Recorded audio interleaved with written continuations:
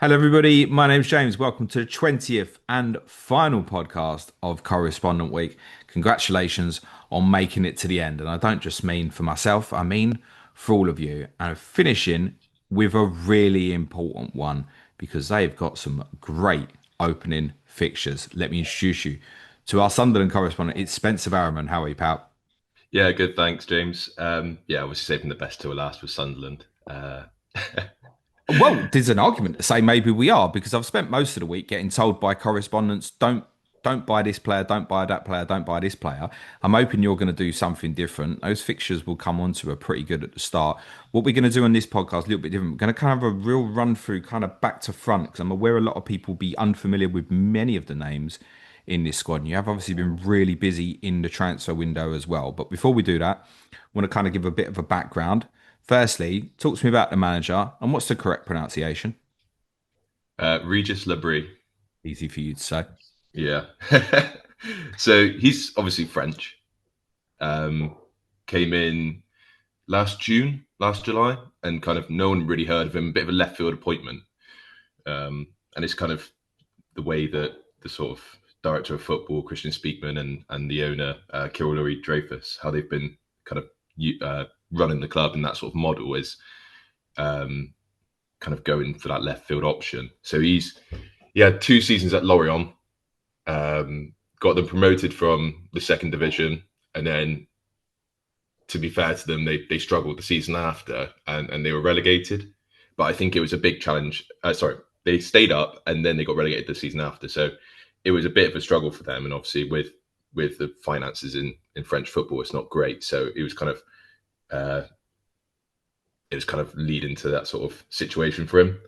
Um, the last season, watching the football has been such a big difference compared to Michael Beale, who was in before, and Mike Dodds, who kind of ended out the season before. And we finished 16th, and it was kind of a bit of a negative end to the season after getting to the playoffs the season before, and obviously losing in the semis against Luton. But his style of football is very high intensity. Um, we've got we did have a great press, and we should do this season as well. But he's very adaptable as well. I would say one of the main things I've mentioned about him is proactive. He doesn't leave it to the last minute to make a substitution. He's not one of them where he's like, oh, I'll get these three blokes on in the 80th minute, and we'll give it 10 minutes at the end of the game, see if we can get a goal. So that could be something to think about with sort of minutes of players. But there was obviously with Brentford sacking Thomas Frank. Oh, sorry, not sacking, but him leaving and going to Spurs. There was talk Don't and worry, I'm rumours. sure we'll end up sacking him, mate. It's the way of the world, isn't it? Yeah.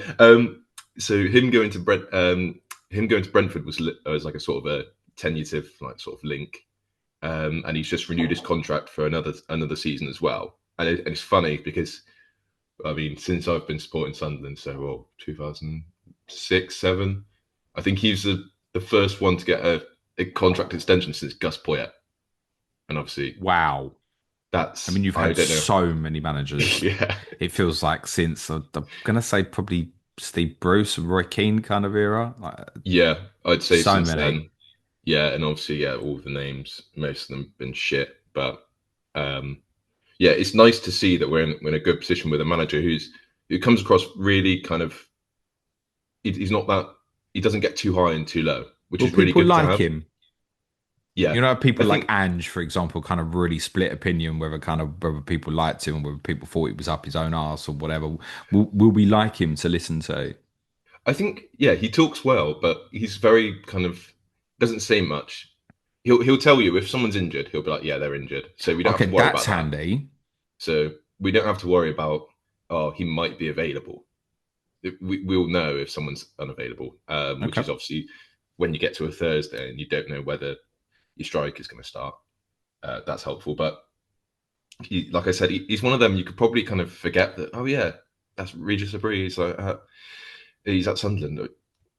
He doesn't have a big personality. I wouldn't say he just kind of keeps himself to himself. He's very quiet, which is after a few matches we've had, it's probably quite nice having that. someone that doesn't think Yeah, I get they're that. better than the club, or someone that just comes across as a bit divisive. I know we've had a few characters like that. So yeah, that's pretty much a background on him, and hopefully he can keep on carrying on the way he did uh, from last season.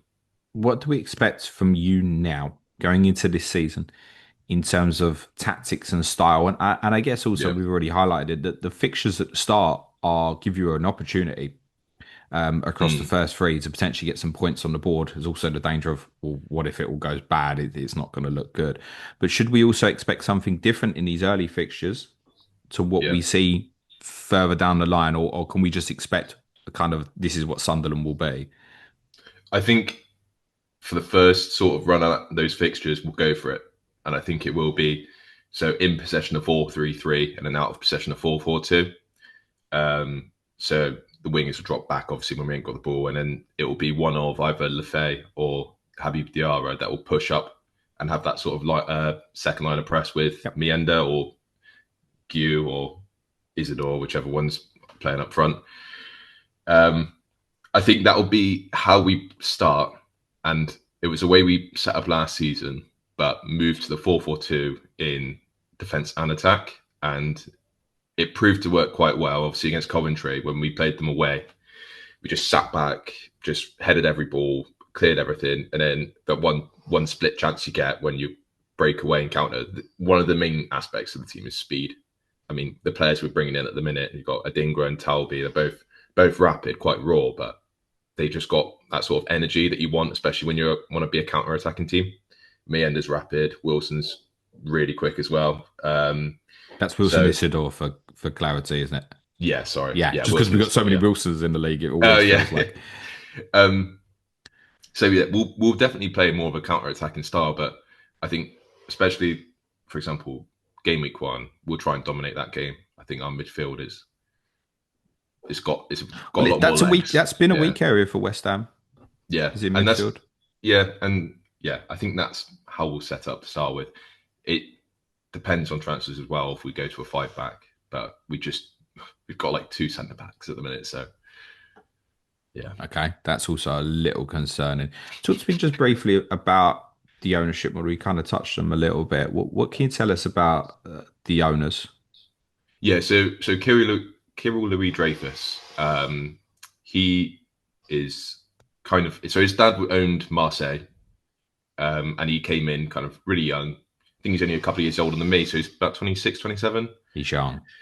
Yeah. Thanks for reminding me how young you are. Cheers. um, and he runs it alongside Juan Sartori, who's a Uruguayan, some minor stakeholder. Um, but they both kind of deal with everything with Christian Speakman, and Florent Gisolfi, who's he's a new sort of sporting director, and they both kind of run it together basically. Um, he's been heavily involved in the transfer sort of dealings this season, especially with Granit Xhaka. And it was kind of, how much do you want? Right, we'll pay you, and we'll give you these extra bits to kind of sell the club to you. Um, and I think it's good to have that, because when someone's obviously looked at Granit Xhaka and gone, well, we could probably, if we can get him, that'd be unreal. And he's gone, all right, I'll just get on a private jet, bring him over, and we'll sign him. So he's hands on. He's not one of them where he's kind of not turning up at games. He's got a place in Sunderland that he stays at. And yeah, it compared to the last ownership, it's a breath of fresh air, really. Okay, so positive with the manager, positive about the ownership. Yeah, As a football club, I think, and we covered this when we spoke to you before. I think it's fair to say you suffered some more difficult times, let's say, yeah, in the club's history. What's the expectation now? 'Cause I'm gonna guess this time last year, probably promotion wasn't realistic after the difficult end to the previous season. Probably the year before it might have been. yeah. So you've obviously achieved it. It's a big jump. And we've seen other clubs like Ipswich go through, but have gone back down. You will obviously be very aware that the last 6 teams have come up and gone back down. But what's the expectations here? Do you bite my hand off for 17th? Is that realistic? Or are you sitting there thinking, bloody hell, we've bought a whole team here near enough. We can be more. I think I'd still, even if we signed like 5 or 6 more players, I'd still bite your hand off for 17th. I think survival is the main thing, especially like you said. Then 6 teams that have come up have gone back down.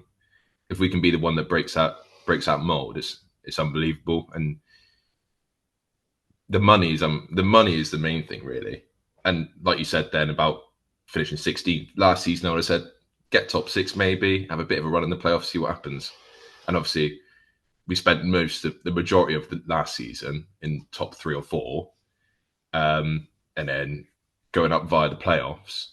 We're probably not well equipped for the Premier League like Leeds were when they came up. But after this summer, the recruitment has kind of gone through the roof, and we're looking at players now. I never thought I'd see someone like Granit Xhaka in a Sunderland shirt. Especially if you asked me 5 years ago, I'd be like thinking you're on like some sort of like drugs or something like that. But It's a statement of intent, yeah, without a doubt. The cynic will say you got 76 points last year in the championship. That's not good. When we compare, others have come up, obviously got a lot more points than that, and obviously mm. still going shot. I mean, with Burnley, were over 100, weren't they? When they come up last time, I want to say under Yeah, with Vincent Company, Vincent Company. and then what got like, so I don't know, 25 points or something like that, and went Yeah, straight back and down. yeah, I think it's worth mentioning. Obviously, and we kind of touched on it before with the styles of football. We're not going to be like Russell Martin or Vincent Company, where we're going right. We're just going to play this way. Don't matter if we concede 5 goals. We'll just keep playing the same way. I was Because also going to say, is it worth looking at your data at all from last year, in the sense that the squad makeup has changed yeah, so much, and actually you tweaked stylistically towards the end of the season, basically to get over the line, as you said as well. yeah, I don't think you can really look at it at all. It's annoying because you'd love to go right. Well, this player is like averaging this much xG per 90 or whatever like that, but it doesn't really matter. And we've had so many changes to the team. It's kind of last season doesn't matter. It's a whole new team. Everything's going to change. So it's difficult to kind of take any sort of data from last season and make a prediction to this one. Okay. What do you make of these fixtures? Because the jump here, by the way, West Ham, Burnley, Brentford, but the jump when you hit this level, there are Yeah, no easy games. Jack Taylor said that right at the start of the week in reference to Burnley. But the opportunity's there. My fear for you is a little bit like Southampton had like really good home fixtures at the start of last season and pissed it up the yeah. wall, and then you're not recovering. How crucial did these opening, particularly to 3 games, feel? I think they're really crucial. Um, I did make a note, and I kind of said about that sort of when you're a fan, you always back your own team. But yeah, it's difficult. And the only thing I was going to ask you, because you probably obviously supporting Spurs and with like Europe and stuff like that. Game week 1 to 3, okay, that's every team's playing every Saturday. It's like that's it. And I'd expect us to get at least a win out of one of those 3. We could probably, I think we'll score in all 3. Um, and it just depends on defensive recruitments, in terms of how we deal with that. Because, like I said, I'll get onto it in a minute, but the defense is a bit all over the shop at the minute. But if you look at our midfield against West Ham, like you just said, they've not got any legs really at all. It depends if they bring in a couple of players, but compared to our midfield, which is Xhaka, Diarra, Lefay, just seems like it probably is a Premier League midfield. Burnley again, we beat them last season, and we drew against them at, away.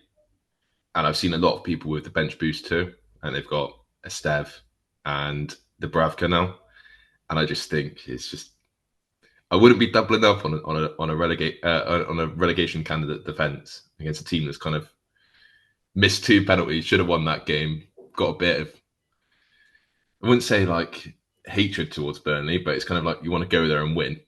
I wouldn't be backing a clean sheet. But it's And worth then also saying their fixtures are rough.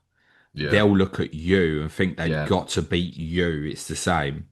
yeah. Both teams are going to be right at it, and I just don't know how. I don't think they'll be setting up the same way they did against us last season. They probably thought, right, Sunderland are coming to us last season, going, we'll just take a point. Doesn't Yeah, matter their as long as we position get a would. clean Yeah, sheet, that's right. because as long as we don't lose, because then they won't catch us, sort of thing. When it was, and it would have been like December, January last season. So Now they're probably going, right, we kind of have to go for it. And they just make the game more open, which probably play into our hands a little bit more. I think we've got a lot, like the players we brought in there, a lot more like technical and a bit of flair in the team as well. I just think I wouldn't be backing a clean sheet at all. But yeah, the game week 4, 5, 6. So we've got Crystal Palace, Forest, and Yeah, Villa. Forest away. Yeah. And would Europe be in between those Oh, games for sorry, those teams? Villa at home 5, isn't it? Sorry, then Yeah. Forest away. Sorry. Then Forest away. And I'm just thinking if they're playing Wednesdays and Thursdays when we're having the whole week off, I don't know if that, I wouldn't say it's going to make a difference really, but again, we have to be taking points from those games if teams are turning up a bit. That is Like, interesting. It's the 3 Thursday night teams in a row. yeah. It And is interesting. I looked at it yesterday and I was just like, if It's any worth team's saying, going to obviously, struggle, 4 is off the international break, so it doesn't have any relevance to Palace at all. And the yeah. first Champions League midweek is between 4 and 5, and there's no Europa that midweek. So it actually doesn't impact Villa either. It's only an impact to Forest in the last one. Well, that dream's dead then. Sorry, mate. Because that's what I was just thinking there. I was like, if they've got Europe and we're playing them on a Sunday, then that can make a difference. But I think the Nottingham Forest games are Sunday, but I don't know if they change any other ones. But yeah, I just think those first 3, 4, 5, 6, we've got to be getting something from them. And then our fixtures start to slowly get worse and worse. And then when you get to AFCON, it's just like target Sunderland. Talk to me about that. We should have put that in. The amount of African players you've Yeah. bought. I mean, I suppose it's too early to worry about it, but it could be a problem, couldn't it? Yeah, it really could be. It's one of them where you're just thinking we could be like lining up with like 2 19-year-olds, Luke 09 and like Trey Hume or something like that, against like Man City. And they got Haaland, Marmoush, Doku, all them lot that are just going to run around us and score about 20 goals. So that'll be a worry unless we sign some players. Well, on Yeah. that, you've spent circa sort of 120 million or so, 8 new Mm. signings in, and we're going to cover all of them during the course of this pod. But I want to ask you first of all, like, what else is needed at this moment? Like, for example, you mentioned you're a bit short at centre back at the moment. Yeah. I think we should be definitely targeting 2 centre backs. I think a left-footed forward I would take just purely down to Romain Mundle's injury and him not being back till like December. When you say left-footed, is that specific as in a left-footed or someone to play on the left? I wouldn't mind if it was. We've been linked with players that like can play across the front 3, and that's seems like the profile we're going for. Like that the Guesson that's just signed for Aston Villa. That was someone that we were linked with weeks and weeks ago, and I think that would have been like a really good sign for us because the amount of injuries we pick up on the front 3 last season, it would have been nice if you could just plug him in, and he probably would start for us anyway. But having someone like that can just is so fluid. I would like someone like that, and then we still got another domestic loan to use, so maybe on another midfielder. Maybe I don't know. It's just definitely centre backs is what we need. Maybe another fullback and a left sided forward, left footed forward, whatever winger, just for a bit of backup. Okay, let's talk through this squad then. Let's start with obviously the goalkeepers. Yeah, One of your new signs, Robin Rose, joined from NEC Nijmegen. Is he coming in as number 1? yeah, he's definitely number 1. Patterson's injured at the minute as well, and there's a few other bits obviously that won't get into that, but yeah, it was. I think he was out of the blue on Thursday morning, just pictured in the Sunderland goalkeeper kit, saying like, "Oh yeah, we signed some Dutch bloke. No one's ever heard of him." And played on Saturday against Betis. And I thought he did really well, really commanding, big bloke, young. I think he's about 19, 20. And just kind of the first sort of ball that came to the box, he came out, caught it. And I was thinking, oh my God, I've missed that. We've had like years of like Patterson looking like dodgy, like coming out, trying to claim across. And now we've got some bloke that it's easy, it's nothing. So that was nice. But obviously, yeah, Patterson will come in as number 2, and then we've got Simon Moore and Blondie. They won't feature this season. Moore and Blondie, they're just kind of vibes men on the bench or around the ground, training ground. Would roast be any consideration for you, or do you look at it psychologically and think we've got so many 4.0s? I've definitely got a 4.0 starter here. Ignore Yeah, it because actually, it's yeah. interesting. I'm kind of on the hunt for 4.5 goalkeepers, and I've never looked at you really at all as a potential here. Yet, despite the fact you've got a good start, I think I don't know. 1 to 3 is really nice, isn't it? And then if you go 4, 5, 6 against the European teams, they're gonna have loads of shots against us. Then by then you're looking at like sort of like chip time, aren't you? 7, 8, 9, 10. yeah, It's it's not. It's not interesting. bad. It's not a bad pun. It's like It's zero point interesting one as percent. well. Leeds have obviously bought Lucas Perry as their new goalkeeper. Is Yeah, highly likely to be number one. And I've not really considered Rovs or Perry. Yet you've got a great opening three. You've both got away fixtures in four, but neither are particularly daunting. Then they come into a good run from yeah, game week five. But psychologically, I'm looking at it in my mind going, what am I paying 9 million for this combination when I can get two 4.0s and save a million and move that somewhere else? Like it plays tricks on your mind, doesn't it? yeah. I think it's worth to consider. Obviously, like goalies are goalies. They're going to make saves. If you're picking someone like Kelleher, right? There's no guarantee that Brentford are really good defensively. You might make a few saves, but you could end up with like 2 clean sheets, a couple of like bonus points here and there. I don't know. It's just like sort of you can kind of just pot luck with goalies sometimes, especially 4.5s. There's no point in trying to predict how many clean sheets they'll get because undoubtedly we'll get it wrong. But yeah, I don't know. It's just he's definitely going to be number 1 anyway, so there's no sort of doubts about that. I know with Lucas Perry, there's a chance he might not start game week 1, but that Yeah, I we mean, need some we confirmation with need, that from yeah, Daniel Farker. Yeah. yeah, we may get information, but yeah, Okay. You've got two 4.5 defenders in. Try him and playoff hero, I guess. mm. Dan Ballard. Are these two first choice? Is that why they're, I guess probably more the point here is understanding for others. Why have these two come in at 0.5 more than everybody else? Yeah. So Ballard and Hume will definitely start. Um, Ballard obviously just massive meathead, just heads the ball away all the time. Is his stats in terms of scoring goals aren't great, but it's always a threat from set pieces.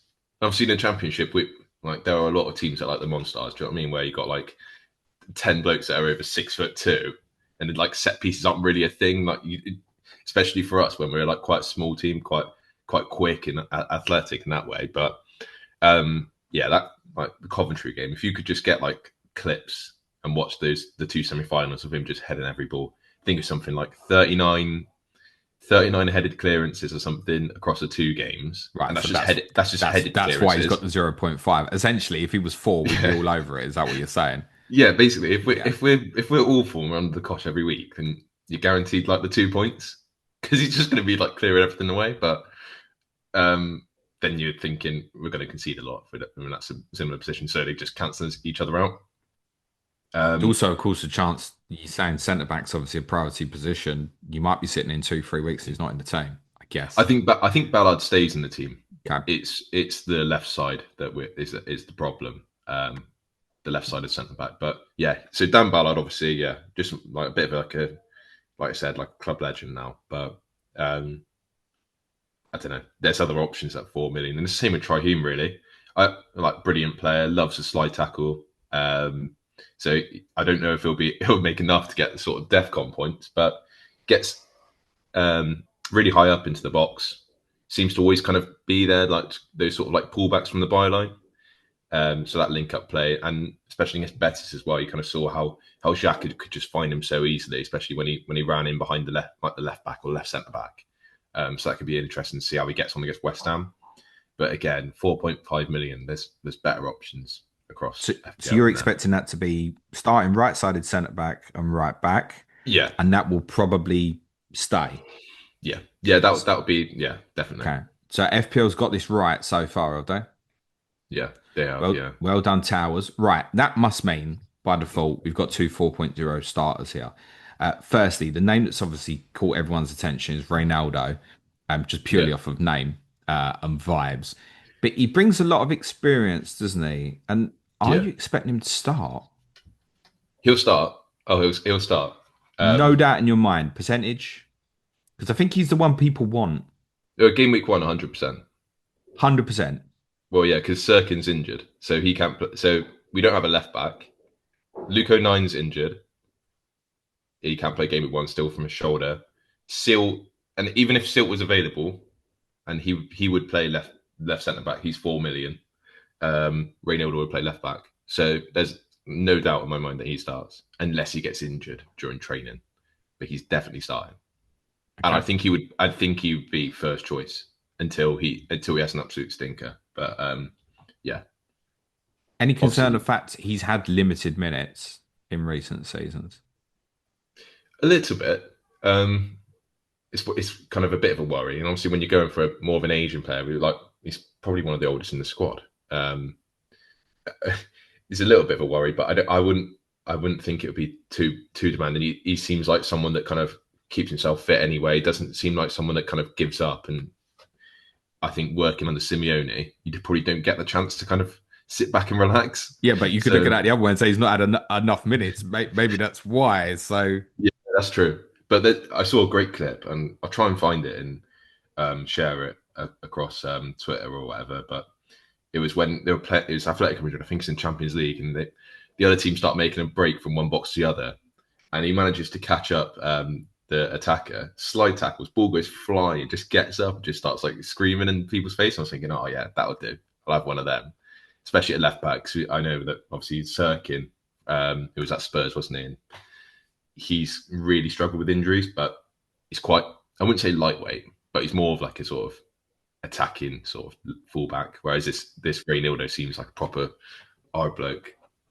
but is there an issue here when we compare him to say your Rodons and your Estevs at the Mm. same price, that they are very capable of picking up the Defcons, Ronaldo Yeah, is not. yeah, I would say unless Reynildo's playing at centre back, then I don't think the Defcon's there compared to an Estev. So who's the 4.0 that will likely start left-sided centre back? Jensen Silt, so Okay. he's young Dutch kiddie. I think he done his ACL last season, didn't really get many minutes. He's been playing most of preseason, but apparently he's had like a minor injury that's kept him out of the last preseason game. And it's worth mentioning, obviously, now that we've got two preseason games this weekend. One Saturday in Augsburg, and then the other one at home on Sunday. So the teams will be split, and apparently it's one's the first team and the other one's the leftovers, basically. So we'll know if he's ready and he's going to be playing, then he'll be with the first team, if that makes sense. Yeah, you would think it's probably just a note for people. Is it Vallecano you're playing at home? I Yeah, want it to say. is. Yeah, And that's on Sunday, is it? yeah, that's on Sunday. Yeah, You would think, and it could be the other way around, but you would think that the crowd will want to see the first team play. And yeah. many of us have seen your attempts historically to try and sell tickets, right? So Mm. But then also you've got fans that have booked tickets to go to Germany and pay all this money, I and then get that. you send them over like I get being that. like, You know what it's like away from home. It's after party, isn't it? Anyway, so yeah, true. That is true. So yeah, it'll be just I would say just have a look at Sunderland's Twitter, see what team they put out on Saturday, and then you'll know, right, they're the ones that are kind of the castaways. you'll tell us on socials anyway, Spence. I don't have much doubt about that. So I guess Yeah, if you're going 4.0 though, are you going Ronaldo? Do you think? yeah. If I was, yeah. Do you mean for my fantasy team, or Yeah, would you say if you were picking a Sunderland one? If you're picking a fantasy Sunderland one, team. it's him. He's in my team at the minute. Okay. Could be a bit of blind faith, but I, I just I, I think, get I get the impression you might think that there's better alternatives at other teams. I'm getting that yeah, vibe from you there though. yeah. It personally, I would prefer to have Bijan from Leeds, but obviously he's Doesn't suspended start game week game week one. one, yeah. Yeah, which is a pain. But I'd love to have him. I think he's top player. Is So he not 4.5? Or am I imagining that? I'm pretty sure he's four. I'm pretty sure he's four. And then You think I'd know by now, wouldn't you? You are right. He's four, but you're correct. But he's obviously suspended game week one. yeah, it's an absolute killer. But again, if you just got him as a sort of third person, not bench boost in game week one, you could probably take a punt on him and then just hope that he comes back in. Because That's a great shout actually, potentially. yeah, the Particularly only problem, yeah, if you pair it with Ronaldo and you know that he's going to start game week 1, perhaps as an insurance first sub. Okay, let's talk some of these attacking players and mm, some signings. Firstly, obviously, Xhaka signed. I think everybody one of the few players everyone will know about. yeah. Is he a fancy consideration for you? I think there's definitely consideration there with the sort of defensive contributions for midfielders. Um, it looks like he's going to play more of a 6/8 rather than more of an. I think at Bayer Leverkusen he kind of had more of an attacking sort of profile as a midfielder. I think he'll sit deeper for us, which could be good for sort of interceptions, tackles, all that sort of stuff. Um, he's also on corners, in swinging corners. He's left-footed, so taking him on the right, yeah. So that's interesting. We didn't actually have a free kick in a dangerous position against Betis, so I couldn't tell you if he's going to be taking free kicks, but it'll be him on one side, Lefay on the other for corners. So that's another thing to add as well. That sort of, it's not just going to be him sitting from 50 yards out, kind of picking passes and hopeful long balls over to the wingers. I think he'll be up there and kind of involved in the play. So you think more because towards the end of his career at Arsenal, he kind of used to ghost into the box. You're Yeah, suggesting we could see a bit more of that, maybe. yeah. It seemed like when we had the ball against Betis and we were controlling the game, he'd sit on the sort of the D in the penalty box, and then he'd have his like sort of hunt like 360 vision of kind of where he's going to play the pass, and he was picking out players every time. It was like every time he's creating a chance with those sort of little like flicks around the corner, that sort of stuff. The only problem is if he's playing one down to the byline and it gets cut back, he's getting 0 points for that, isn't he? Because he's not getting any sort of assist or anything like that. So that would be one thing I would mention. But yeah, it'll be interesting to see. Obviously, penalties is another thing that's just up in the air with all of our players. We can't seem to find someone that can actually score penalties. So I don't know if he'll take him. I know he's taken a couple before years ago, but as a captain, he might step up and just kind of go, right, I'm just going to smash it in. Okay. Have you got a preference between Xhaka and Lefay? If you were to pick one for fancy, because Lefay's one of them. I think people keep. No one necessarily wants to go there, but they're kind of keeping it in their mind. He might be something there at 5.0. He's a player that keeps getting mentioned. I think he was mentioned quite a lot early on when the pricing first came out. Yeah, I really like him. Go on. I think he's shown last season how he can just kind of put it on the plate for the striker, and I think this season as well, with teams that are going to attack against us, he's going to have more space. He's played at the highest level as well already. I don't think it will come as I don't think he's got to make a step up like a Mayenda or someone like that's got to do. And the team is improved as well. So you'd think that at 5 million it seems a bit daft really because Diarra's 5.5. Lefay's been at the club for 6 months, knows the manager, knows the system. It seems like he's probably going to start off playing that sort of attacking one of the two eights in a 4-3-3 at 5 minutes, and he'll have set pieces. It's likely he has free kicks. I wouldn't say he has penalties, definitely, but you never know. But yeah, there's routes to points with him compared to Xhaka, which is probably a little bit less, but you get the DEFCON. Yeah. And I think and we mentioned stats earlier as well. I wouldn't look at the sort of interceptions and stuff from Lefay last season because he was playing left midfield in a 4-4-2, and when we were sitting quite deep. So it's like some of the stuff he's like in the top percentile for centre midfielders, and you're thinking, wow, that's unbelievable. But that wouldn't happen Ignore this it. season. Okay. Yeah, just ignore Good that. knowledge. Two other signings brought in have also been priced up 5.0. What can you tell us about Dean Talbi? Yep, that's correct. You got that one. I've obviously not been getting the others. No, I mean the first name's difficult, isn't it? It's just like Yeah, I don't know why actually, but go on. yeah. He's rapid. Is he And he'll cracking start. for the long-term Planet FPL listeners like you, mate? No, he is actually quite. He seems quite good to be fair. And he is going to start right wing, but the only problem is like you've got Roberts that's just waiting in the wings, and you can imagine like an early sub with him, especially if he's having a bit of a stinker. But yeah, he's a left-footed right winger, so he looks to cut inside. He'll shoot from range if needs be. And his link up play is quite good with Trey Hume and Lefay or Diarra, depends who's playing on the right side. He seems to be quite involved already, so that's good to see. It looks like he's already like learning and picking up the sort of tactics that we're looking to implement this season. So yeah, another one you could go, well, 5 million if he turns out to be unreal. This is an easy jump on for him, but it's just a wait and see with him, I'd say. And Noah Siddiqui. Noah Siddiqui is how, in terms of characteristics and profile, I would describe him as like N'Golo Kante, where he'll run around, win the ball back, tackle everything, and then just give it to when it was Leicester, Danny Drinkwater, which is Granit Xhaka in this instance. Give it to a better player, Danny Drinkwater. That's quite something.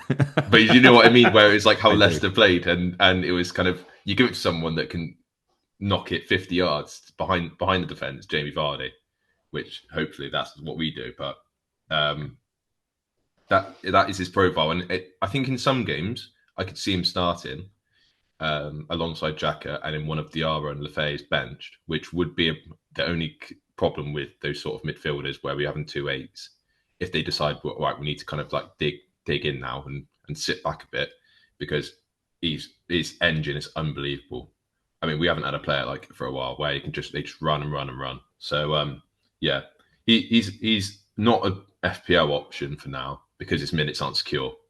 But if he gets out run of games where we've got, well, it's a shame because he's going to go AFCON. But you were saying if you have like Man City Spurs, he'd just be tackling everything. He'd just be running around, just like snapping people in half. But yeah, another one to watch out on. From Lefay, Xhaka, Talbi, do you think you'll start with any personally?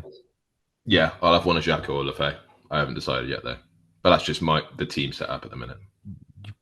You've got to tell people which one's better, Spencer. That's how this works, mate. Yeah, I know. Well, do you think you might be drawn a little bit to Xhaka personally as the new flashy player? And I think his minutes are more secure as he's now the new captain. So you could just go, right, if I need someone that's just going to get me 4 points, like as a floor, if you're thinking about DEFCON and all that sort of stuff, then just go Xhaka. If you're feeling a bit brave and you think, right, Lefay, then I don't know. It's a riskier option, Lefay. I would say if you're playing safe, you need 5 million, go Xhaka. But there's going to be very little doubt on Xhaka's minutes. It's not come to your place, with all due respect, not to play. No, exactly. It's a brilliant signing. Talk to me just briefly about Diarra. You said 0.51. I'm guessing from what you already said, not an option. What is he like as a player? I haven't seen much of him in terms of the pre-season stuff, but he was sort of the similar style to Lefay, where he'd kind of be the one pressing alongside the striker. Seems like he's got good link-up play again through the middle, so he'll be interesting to see how he gets on. I wouldn't. It's a wait and see with him. Yeah. I think a few people, like I said to a few others already, that obviously playing for Senegal against England a couple of months ago, and people were raving about him then. So it's an interesting pickup for us. We paid 30 million for him, so he must be decent. Otherwise, we wouldn't be spending that sort of money. Let me tell you something, young man. 30 million in this league don't guarantee you nothing no more, mate. 30 million is like what we spent, like 10 million on Jack Rodwell. It will take you a while. I won't mention the others. That was just his salary per week, wasn't it, for Jack Rodwell? Simon Adingra, mate. Yeah. He's a sort of or not? Yeah, certainly interested. I think he's probably been our most effective player in the preseason.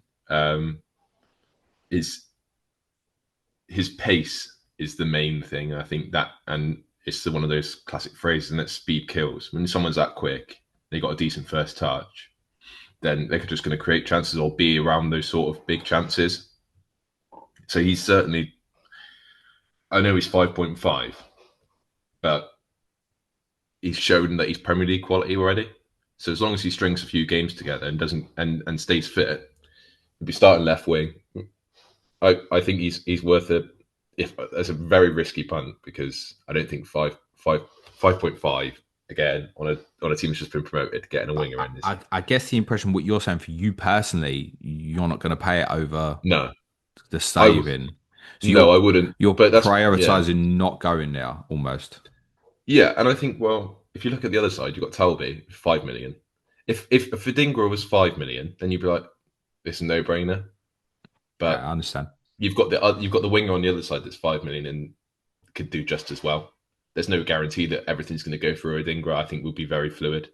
Um, and then again, we'll get on to strikers in a minute, but you've got someone that's even cheaper that's probably going to have quite a fair bit of minutes. Okay, before we get on to the cheap one that I know everyone's kind of come here and is Mm. waiting for, talk to me and intro me to the two 5.5 million forwards. And I guess to follow up on your own statement, which one of Isidor and Mayenda is more likely to be your Jamie Vardy?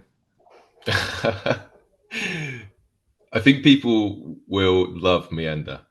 Um, just a bit of like just a crazy bloke. Loves wearing sunglasses after a game if we win. It's just celebrations. Does like the Randy Orton sort of arm thing like that. I know it. It's Of just course I do. does all those sort of Does ones. he hear voices in his head as well when he's going through in goal or not?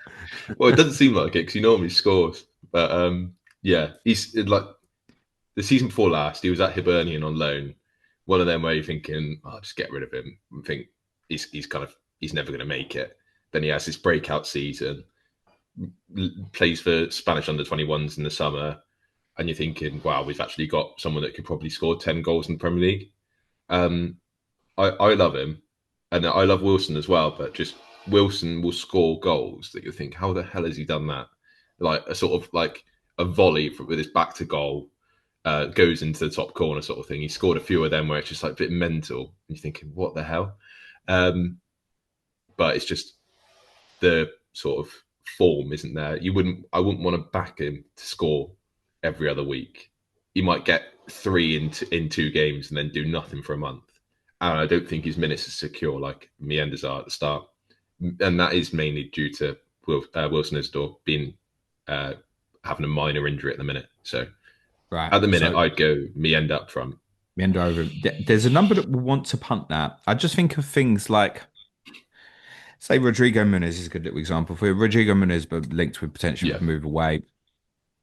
If he's going to stay at Fulham and be their first choice at 5.5, yeah. that's And you, potentially quite interesting. You've got them great first three. Then in game week 4, Muniz would possibly walk into Leeds at home, Brentford at home. yeah, And if it's not worked out with me, and obviously if it works, crack on. If it's not, there's an escape for you there with some more couple of good fixtures to chain onto. yeah. So So Mayenda first of the two. that is what, yeah. So I'd definitely be going Meander over Isidore, but I've been looking at that and I've just been hoping that we get like a couple more 5.5s. You look at like Leeds, if they don't sign a striker, Joel Peru's going to play up front. Like, we will know after 3 games. Like I have with to obviously say, just on that, a lot more. Watch Leeds friendly at the weekend because there's more and more speculation that Mecha might start. again, how much you see? 5 million, 5.5. It's So five, but there's gonna be an Leeds want a option. forward. But if they You've don't, already bought yours. well, yeah, if they don't get one, then they're stuck with them two. So good luck to them. But yeah, it's an option for FPL, isn't it? I think that there's enough at 5.5 that we'll get one. I think we'll get one, but it's a risk I'm willing to take. Realistically, though, the likelihood here is for most people, they're not going to pay a million more for Mayenda over Go, are they?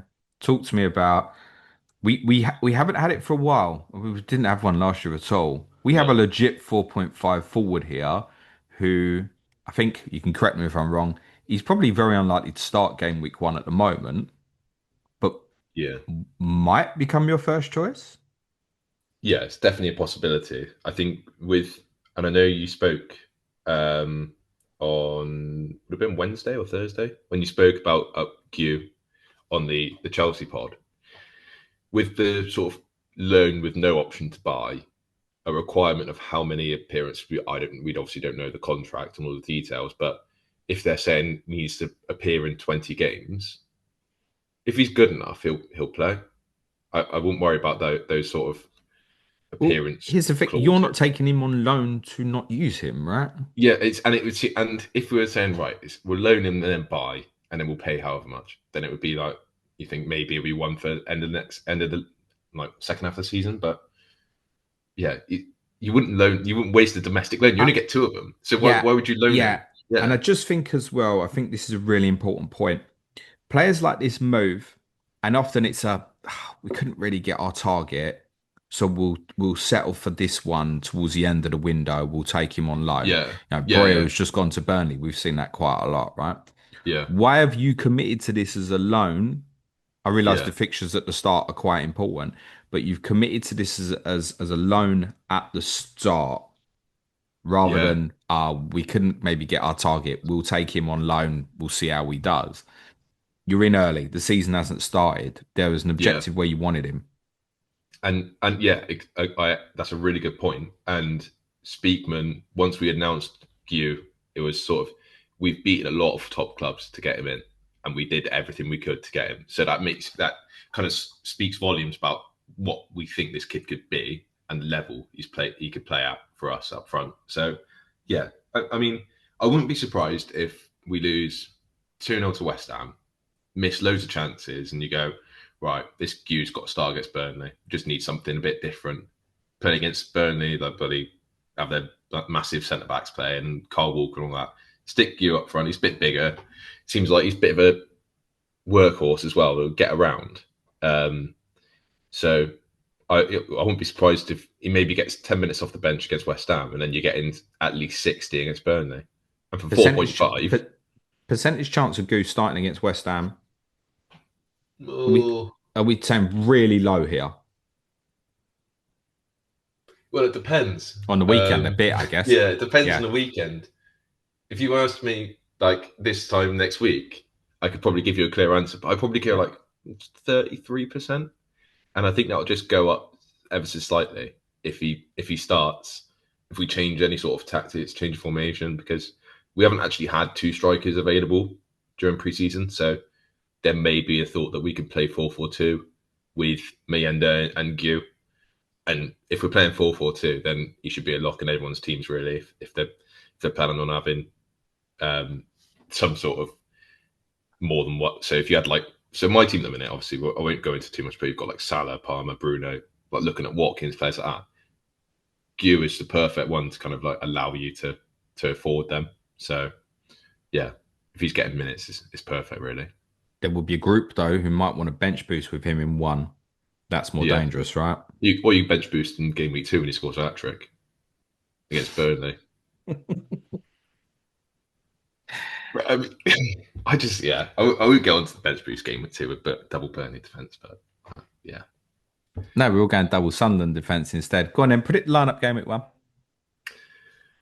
Robin Roos in goal. Then back four of Trey Hume, Dan Ballard, a new centre back, hopefully, and then Reynaldo. I'll go for a 3-man midfield: Xhaka, Lefay, Habib Diarra, and then a front three of Talbi, Adingra on the left, Talbi on the right, and Mayenda up front. But Okay. yeah, it's there's so many moving pieces at the minute. We've No, been and linked you with and you centre may backs. still spend some more money as well. But yeah, we'll definitely spend money. I mean, apparently there's bids in for Lusumi from Bologna, it's a big centre half, Colombian centre back. So if we get him in, that'd be nice because then we've actually got two centre backs that are decent. I wish We you the just best need of luck centre for this backs. season, mate. I'm very much looking forward to my trip back to the Stadium of Light. Slightly disappointed it's quite late in the season. We have to wait for it, but I'm looking forward Yeah. to it, mate. Anything you want to plug before we finish, my friend? I think a lot of people want to know where they can get you on socials for these opinions over the next week. Well, I've had a few people kind of message me about my opinions, and yeah, not all of them have been positive, but yeah, FPL underscore Beery. If you want to check me out on Twitter or X, whatever it's called. But yeah, I'll just plug the obviously the Patreon and obviously the Slack channel that we use. Like, there's so much information that's going into those with people that actually know what they're talking about as well with their own clubs. So yeah, if you want to get involved and kind of have a good conversation with people that just enjoy chatting about football, then definitely get involved. Good plug. I won't do it. But this is episode 20, so I have a small right to do so. So actually, yeah, Yeah. bollocks, I will. If you've enjoyed this week, we'd love to have your support on Patreon, www.patreon.com/Planet FPL. It's too many ads, right? Join us from Basic tier. You've got access to Slack and the community from Basic Plus. All the podcasts at Intermediate Plus are much more advanced in terms of video content from me. That also includes a Zoom call from myself. Yes, even this week I'm doing a Zoom call for our advanced tier patrons this week. If you can support the show, it generally does keep the lights on. Patreon.com/Planet FPL. With that in mind, particular thank you to the continued support of our patrons. Thank you also to the correspondents for genuinely brilliant contributions this week. 20 fascinating podcasts. The shortlist has been whittled down quite significantly. In fact, more than I'd fucking hoped, actually. I'm a bit light of options, but it's been very engaging. If you want more from the correspondence, you can expect it on Clash of the Correspondents throughout the season. Spencer is on our first one this season. He's going to be on with Jack ahead of game week 2 as we preview Burnley and Sunderland. Once we've got a bit more information, I know many of you want a free hit in that week. So Burnley Sunderland will be our opener for Clash of Correspondents this season ahead of game week 2. And then Dan Lord and Adam Pritchard will be joining me ahead of game week 3 for Liverpool against Arsenal. Also, a couple more thanks to you, the listener. Thank you very much. If you've enjoyed any podcast this week, go back, smash a like, the shares, the retweets, all that stuff truly, truly does help. One more huge thank you from me to the icon himself, Nico Semedo, who does so much brilliant work behind the scenes in terms of getting these videos up and ready and on their scheduled time. He's absolutely smashed it this week, except for the one small minor fucking error on Patreon. I'm only joking, Nico. Love you, mate. Top work, mate. I'm going to take you for lunch now. Spencer, thank you, my friend. Much love. Very good luck for what will probably feel like almost your first season in the Premier League, I'm going to guess, for you as a fan, nearly. It's been a while, wasn't it? Yeah, it's been a while. Yeah, I'm just looking forward to it and get started next week. Get stuck in. All right, I'm going for lunch and then I'm going to bed. Thank you, everyone. Please be nice to each other. And very, very importantly, remember, play it your way. We've got a lot more content for you next week. Cue music, please. Man child.